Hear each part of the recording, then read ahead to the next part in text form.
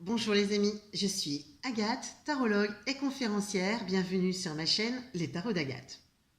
Aujourd'hui, j'ai décidé qu'on parlerait décoration. Eh oui, décoration dans le cadre de la voyance, c'est un sujet qui m'amuse énormément, je dois dire. Vous avez certainement eu la chance de vous promener dans un salon de voyance et vous avez dû noter que la majorité des voyants présents avaient les stands extrêmement chargés d'objets divers et variés, des anges, des machins qui clignotent, des cadres, des têtes de Bouddha, etc. C'est souvent très beau d'ailleurs et c'est souvent très attirant.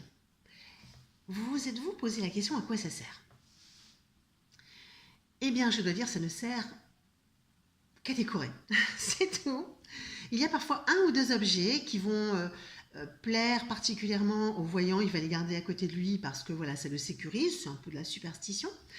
Et puis, il peut y avoir aussi un ou deux objets qui vont l'aider à se canaliser, à rester concentré. C'est en particulier le cas des bougies.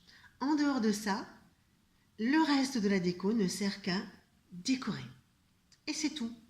Mais je dois reconnaître que les consultants adorent. Plus ça kitschouille, plus ça brille et ça clignote, et plus ils adorent. Mais surtout, plus ils pensent que le voyant est un bon voyant. Alors on va tordre le cou à cette idée reçue. Un voyant est un bon voyant parce qu'il est bon voyant, avec ou sans déco. Ça n'entre absolument pas en ligne de compte. Voilà, il décore son stand, le voyant, comme il décore sa maison, ni plus ni moins, il a juste envie de se sentir bien. Mais ça ne remet en rien en cause son niveau de voyance. Alors je vais vous raconter une petite anecdote. Un jour, une consultante est venue s'asseoir dans mon stand et m'a dit oh, « Je suis venue vous voir parce que c'est pas possible. Les autres stands, on dirait Madame Irma. Il y a plein de bidules, mais c'est pas sérieux. » Alors moi, ça m'a plutôt amusée parce que je suis du genre minimaliste. Et c'est vrai que dans mon stand, vous n'allez trouver que très peu de choses. Vous allez trouver une nappe, parce que c'est sympa. Vous allez trouver mon jeu de tarot, une bouteille d'eau, parce que je parle beaucoup et donc j'ai tout le temps soif, et une boîte de Kleenex. Parce que le stand d'un voyant est souvent un sas de décompression pour des gens qui ont de gros soucis.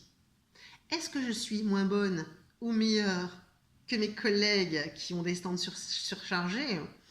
Il faut demander ça aux consultants. J'ai autant de clients que les autres dans les salons, donc je ne pense pas que ce soit le sujet.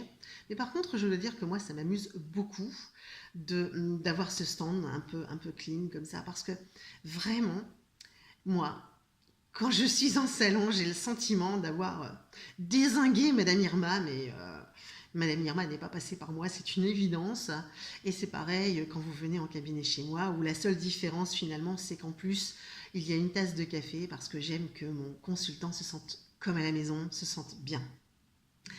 Voilà pour cette capsule du jour. Alors, je vous annonce d'ores et déjà que la prochaine capsule, donc de vendredi prochain, va introduire quelque chose d'un peu nouveau. On va enfin entrer dans le dur, on va sortir des sujets un peu généraux et on va entrer dans les tirages. Donc j'aurai toujours une petite explication pour vous, un petit mot sympa pour vous, et je ferai un tirage sur des sujets généraux, ce qui vous permettra de voir un peu eh bien, comment on peut utiliser les tarots de Marseille pour avoir des réponses grandes ou petites. Je vous dis à vendredi prochain. Je vous souhaite une très bonne semaine. N'oubliez pas les pouces bleus juste en dessous parce que les pouces bleus, c'est bien.